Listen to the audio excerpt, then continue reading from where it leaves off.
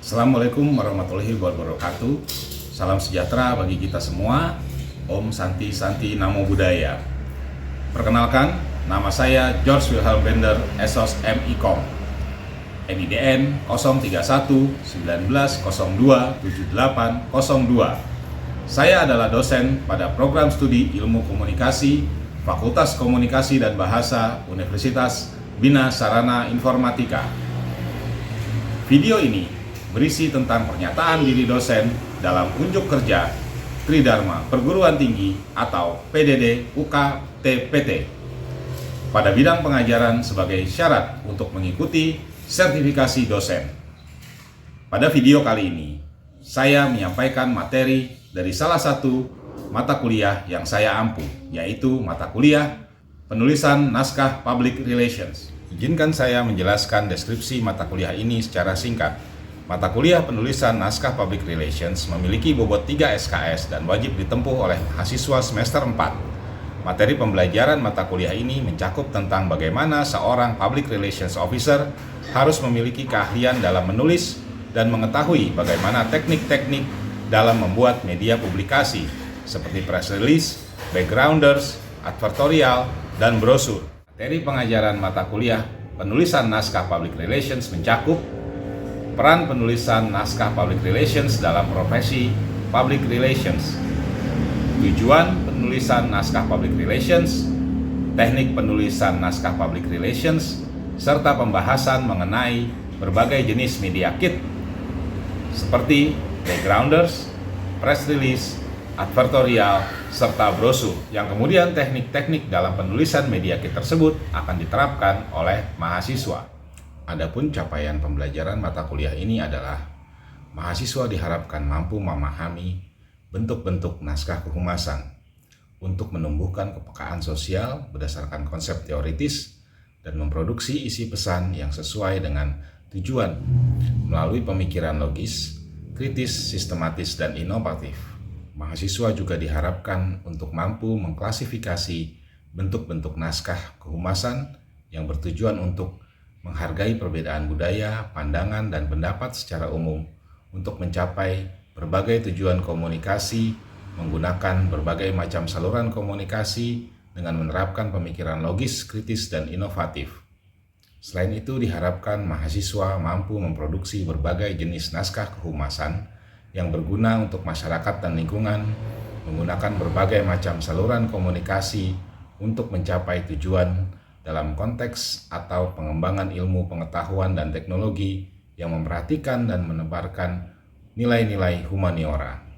Sistem pembelajaran dilakukan dengan tatap muka sesuai dengan jadwal akademik di Universitas Bina Sarana Informatika.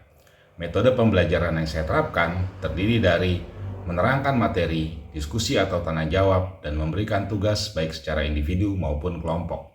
Untuk sistem penilaian pada mata kuliah penulisan naskah Public Relations ini terbagi menjadi 3 komponen utama,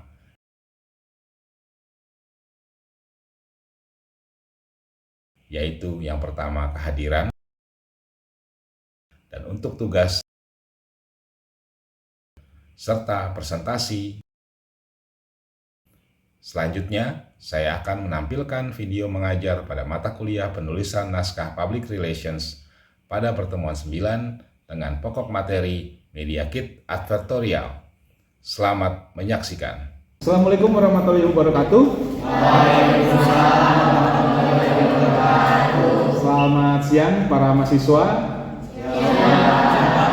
Oke, hari ini kita bertemu kembali di mata kuliah penulisan naskah Public Relations di kampus UBSI Pemuda.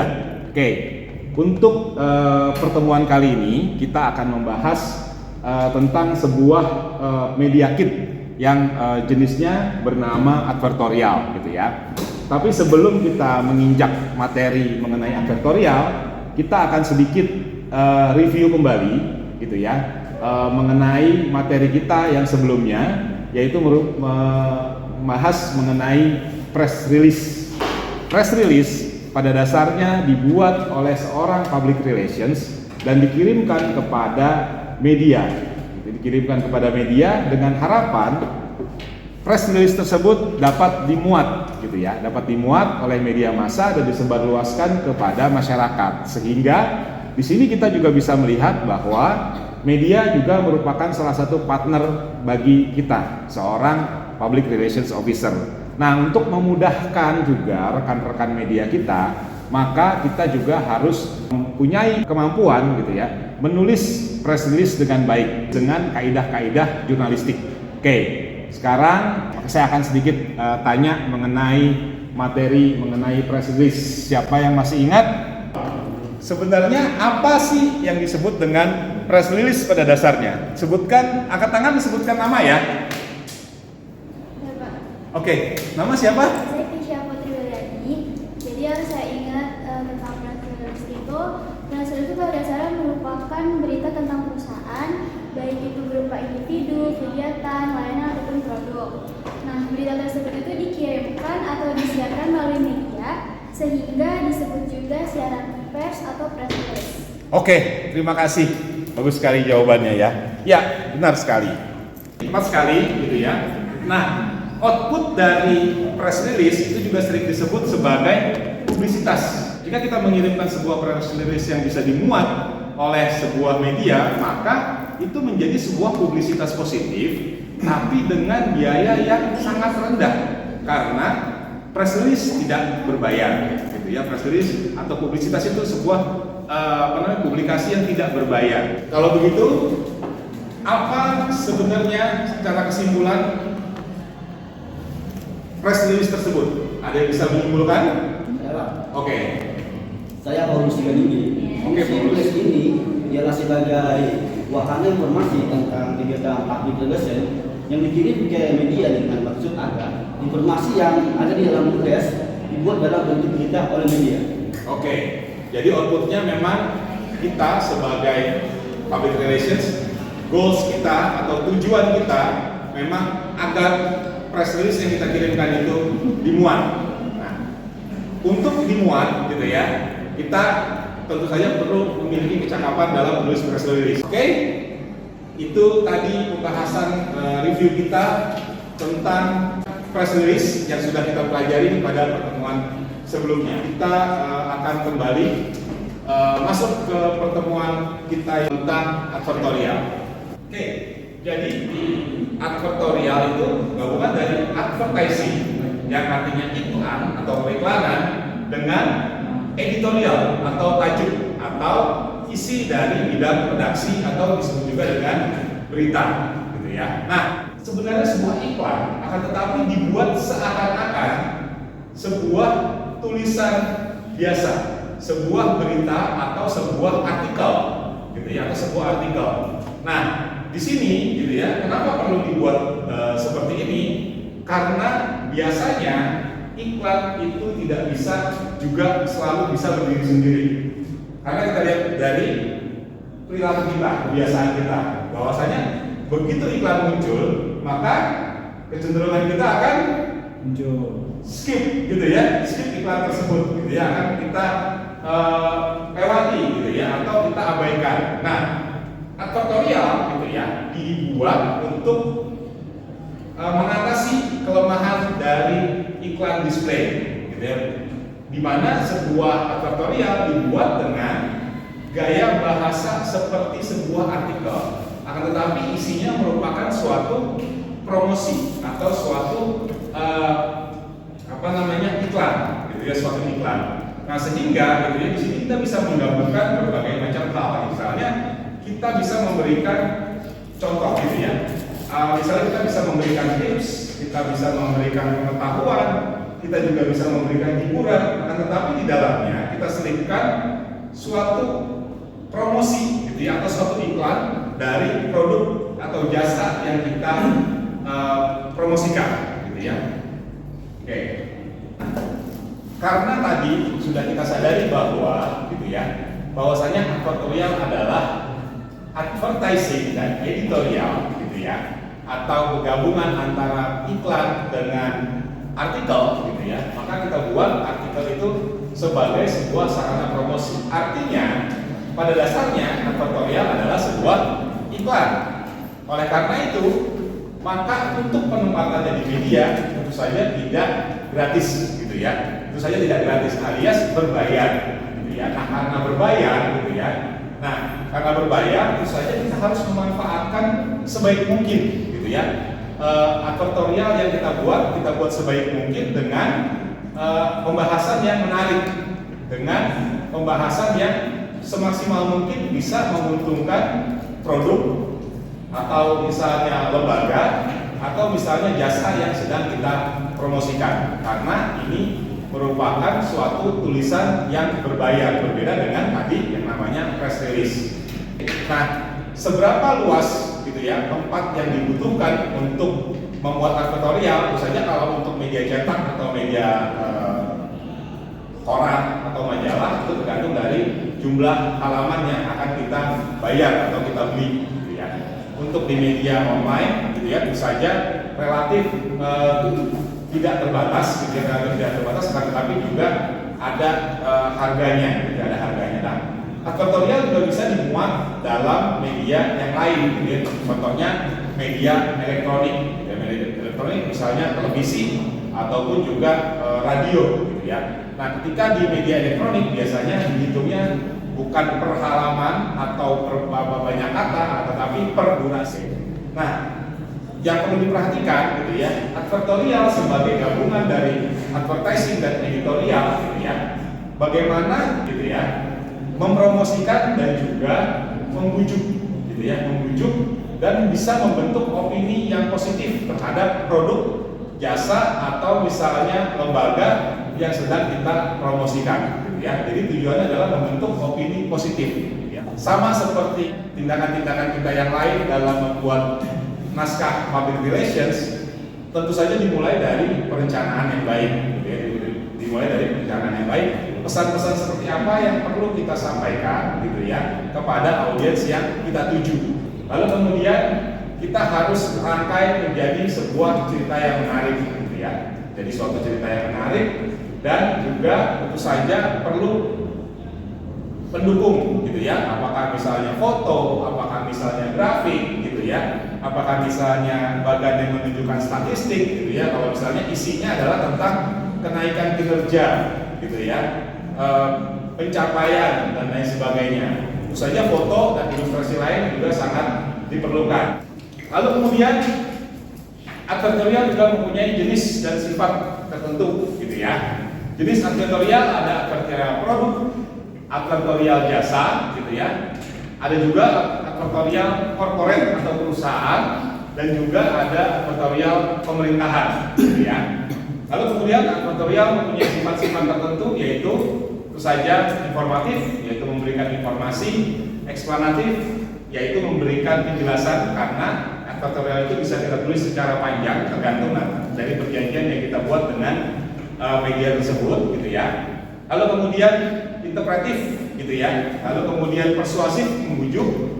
Yang lima tentu saja memuji, karena kita ingin ada opini positif yang terbentuk gitu ya. Mempunyai argumen-argumen yang mendukung apa yang kita sampaikan gitu ya. Kita bisa eksploratif gitu ya. Kita bisa menggunakan berbagai macam gaya bahasa, kita bisa menggunakan berbagai macam sudut pandang dalam penulisan advertorial ini gitu ya. Dan juga tentu saja kita bisa memanfaatkan ini untuk sebesar-besarnya manfaat yang bisa kita dapat, karena advertorial ini berbayar, maka kita bisa cenderung bebas gitu ya dalam penulisannya. Kalau di press release itu tentu saja lebih terbatas gitu ya. Oke, untuk jenis advertorial ada yang disebut dengan advertorial produk, jasa, dan corporate gitu ya. Ada yang tahu bedanya barangkali? Oke, silakan jawab. Siapa namanya? Nama saya Kayla Menzara. Ya. Jadi kalau setahu saya itu analitik advertorial produk atau jasa ini contohnya kayak produk tabungan dari tahapan Bank BCA. Oke. Nah, kalau advertorial korporat atau perusahaan ini kan Bank BCA itu udah berdiri lama, udah selama 68 tahun. Dan sekarang itu Bank BCA udah menjadi salah satu bank yang terpercaya di Indonesia. Oke, jadi pada dasarnya, oh ya, terima kasih jawabannya. Jadi pada dasarnya advertorial jasa atau produk itu yang dipromosikan atau fokus promosinya adalah kepada produk atau si jasanya, gitu ya. Sementara advertorial corporate itu lebih ke citra perusahaan ya. Tadi disebutkan sudah berapa lama Bank BCA itu berdiri dan sudah menjadi salah satu bank yang besar ya, bank yang terpercaya di Indonesia. Jadi memang advertorial itu bisa sangat fleksibel gitu ya. Kita bisa mempromosikan produk, bisa mempromosikan jasa gitu ya. Jasa produk macam-macam dari mulai produk makanan, produk kecantikan, produk otomotif dan lain sebagainya. Juga produk jasa, jasa keuangan, jasa keamanan, jasa transportasi gitu ya. Lalu kemudian juga bisa corporate gitu ya, corporate atau citra perusahaan yang ingin diangkat gitu ya sebagai sebuah perusahaan yang terpercaya juga untuk lembaga-lembaga pemerintahan. Kalau kita nanti bekerja di misalnya lembaga pemerintah atau misalnya kementerian, pemerintahan daerah, itu juga bisa membuat advertorial untuk menunjang gitu ya kinerja dari pemerintah baik itu pusat maupun daerah gitu ya. Kita bisa membuat advertorial yang menjelaskan apa yang sudah dilakukan oleh pemerintahan gitu ya, oleh lembaga atau badan gitu ya, itu juga bisa gitu ya. Jadi advertorial itu sangat fleksibel gitu ya, dalam penerapannya. Oke. Jadi karena sifat dari advertorial ini yang sangat fleksibel, gitu ya, kita bisa memanfaatkan advertorial untuk berbagai macam kepentingan. Apakah kita bekerja di perusahaan yang memasarkan produk, apakah kita bekerja di perusahaan yang produknya adalah jasa, ataukah kita bekerja di pemerintahan, gitu ya, apakah kita bekerja di pemerintahan. Bisa juga kita untuk mempromosikan citra dari perusahaan kita, itu juga bisa dengan menggunakan advertorial. Nah, sampai saat ini, apakah ada yang sudah bisa menyimpulkan dari sisi pemuatan di media apa perbedaan antara press release dengan advertorial? Yeah. Oke, siapa namanya? Nama saya Lufa Kamal Musafri. Oke. Jawaban saya, kalau press release itu kan dibuat oleh PR, terus dikirimkan ke media agar dimuat sebagai berita. Terus dia juga sifatnya tidak berbayar. Sedangkan advertorial itu ditulis seakan-akan berita namun merupakan iklan dan dia itu bersifat berbayar. Oke, pas sekali ya. Jadi yang membedakan antara press release dan advertorial adalah ketika kita mau membuat itu adalah yang satu berbayar, yang satu tidak berbayar. Jadi karena berbayar maka sangat fleksibel gitu ya, dan kita bisa pastikan itu pasti dimuat karena kita membayar gitu ya. Kalau di press release ada kemungkinan apa yang kita kirimkan itu diedit atau diubah gitu ya, diubah oleh media tersebut nanti sesuai dengan kebutuhan si media tersebut, dan kita nggak bisa protes karena kita nggak bayar. Akan tetapi di advertorial gitu ya, di advertorial ini kita bisa memastikan yang kita inginkan bisa dimuat 100% sama dengan apa yang kita inginkan, karena ini sifatnya sebagai iklan gitu ya, sebagai iklan. Oke.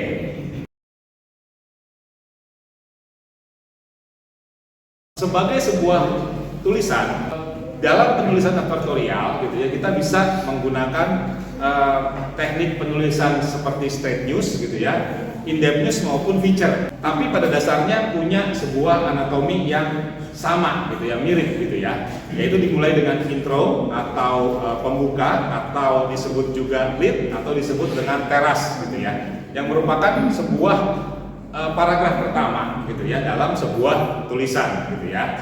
Lalu kemudian tentu saja ada tubuh karangan gitu ya, yang menjelaskan seluruh isi dari tulisan tersebut gitu ya. Dan kemudian tentu saja di advertorial ada penutupnya. Sampai sini kalau kita lihat apa sih ya? Kita lihat ada kemiripan kan sebetulnya dengan press release, tetap ada kemiripan dengan press release. Apa yang kira-kira menjadi persamaan yang mendasar antara penulisan advertorial dengan penulisan press release secara prinsipnya? Jadi penting sekali untuk seorang public relations itu sebetulnya menguasai kemampuan seorang jurnalis, karena pekerjaan kita sebagai public relations tidak semata-mata tampil di depan publik gitu ya. Akan tetapi kita juga menyebarkan informasi gitu, menyebarkan informasi melalui media massa. Ya, salah satunya dengan advertorial ini gitu ya, selain dengan press release misalnya. Jadi kemampuan menulis itu sangat diperlukan oleh seorang public relations. Dalam penulisan advertorial sama seperti penulisan media lainnya gitu ya, ada tahap persiapan penulisan gitu ya, di mana kita mencari ide dan gagasan apa yang ingin kita sampaikan kepada audiens gitu ya. Apa yang kita ingin promosikan dari produk, apakah itu jasa, apakah itu citra perusahaan kita, apakah misalnya itu tadi lembaga atau kinerja dari pemerintahan gitu ya. Dengan demikian kita bisa menguji ide-ide kita gitu ya. Jadi di balik sebuah persiapan itu gitu ya, kita bisa berdiskusi gitu ya, sebaiknya yang mana yang akan kita sampaikan gitu ya. Bagaimana ide juga penyampaiannya, apakah misalnya berupa tips, berupa sebuah tulisan yang sifatnya informatif, apakah sebuah tulisan yang sifatnya menghibur, itu bisa kita pilih gitu ya. Dan saja memilih topik gitu ya. Ketika itu sudah terpilih, maka kita mengumpulkan data-data yang kita perlukan gitu ya. Contohnya ketika kita ingin meningkatkan citra perusahaan, maka otomatis kita harus menggali kan, perusahaan ini sudah didirikan dari kapan, siapa pendirinya, dan bagaimana perkembangan perusahaan itu menjadi seperti sekarang gitu ya. Apa pencapaian-pencapaian yang sudah diraih oleh perusahaan kita itu. Nah, itu harus tidak boleh ada yang terlewat gitu ya, terutama pencapaian-pencapaian yang sifatnya monumental gitu ya, atau puncak-puncak pencapaian dari perusahaan, sehingga itu bisa menguatkan opini gitu ya publik bahwa oh ini memang sebuah perusahaan yang terpercaya gitu ya.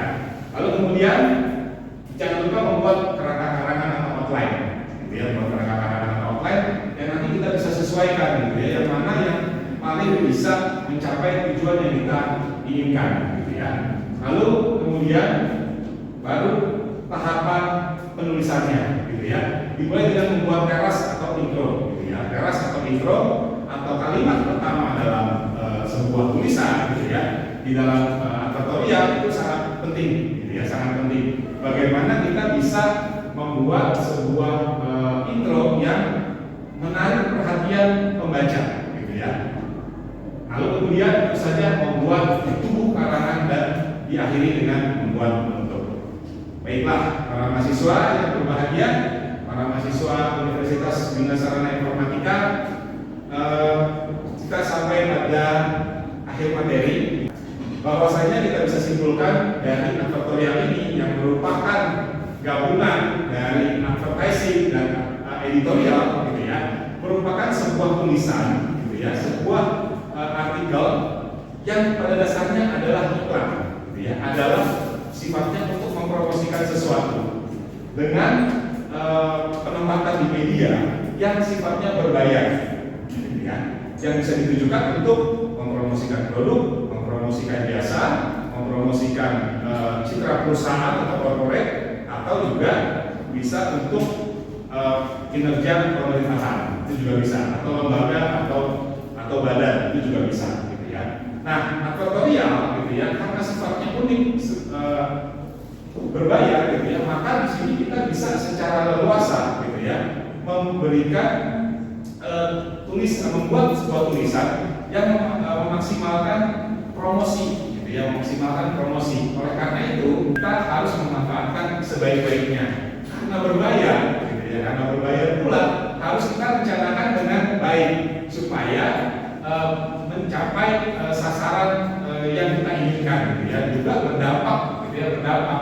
Nah, dalam memilih topik gitu ya, dalam melakukan pencarian ide gitu ya, misalnya kita harus sesuaikan gitu ya dengan misalnya apa yang kita inginkan, siapa sasaran audiensnya, lalu kemudian apa yang ingin kita capai.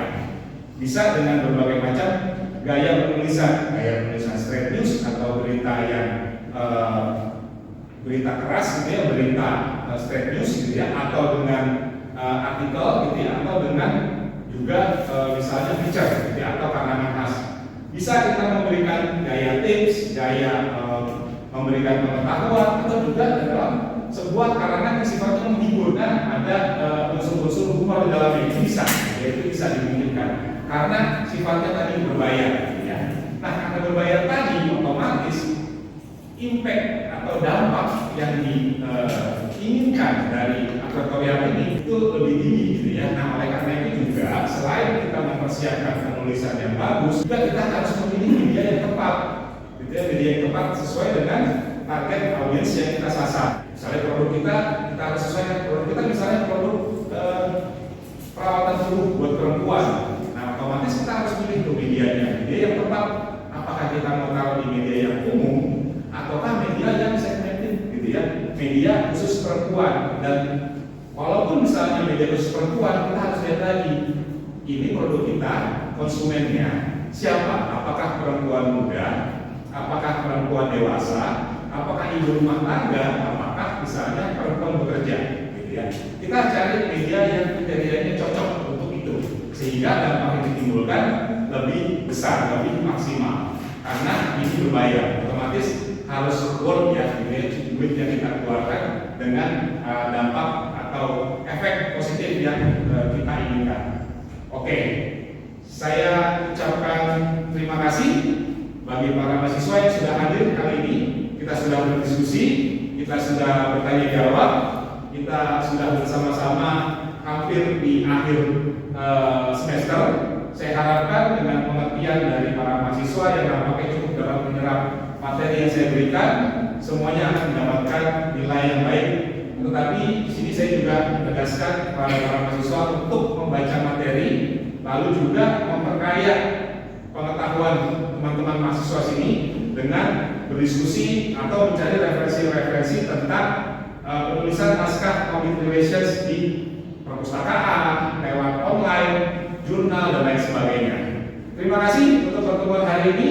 Kita sudahi. Minggu depan kita akan ketemu lagi. Tetap semangat.